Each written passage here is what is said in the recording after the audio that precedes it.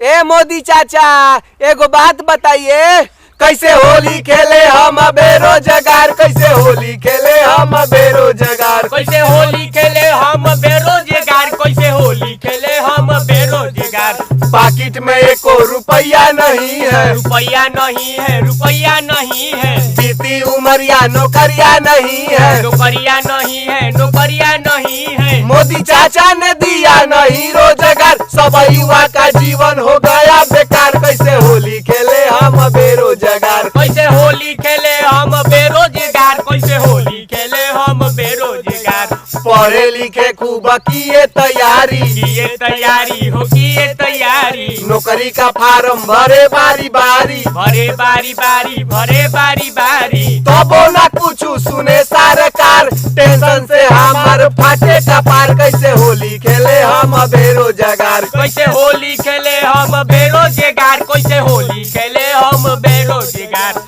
रंग किने खातिर पैसा नहीं है, पैसा नहीं है जी, पैसा नहीं है। अबीर के जगह ही करिखा सही है, करिखा सही है जी, करिखा सही है। हमनी से बढ़िया है कुकुर बिलार, मोदी चाचा निकल गए रंगा सियार, कैसे होली खेले हम बेरोजगार, कैसे होली खेले हम बेरोजगार, कैसे होली खेले हम बेरोजगार। कैसे होली खेले हम बेरोजगार, कैसे होली खेले हम बेरोजगार, कैसे होली खेले हम बेरोजगार, कैसे होली खेले हम बेरोजगार। कैसे होली खेले हम बेरोजगार, कैसे होली खेले हम बेरोजगार, कैसे होली खेले हम बेरोजगार, कैसे होली खेले हम बेरोजगार। हाय रे हाँ।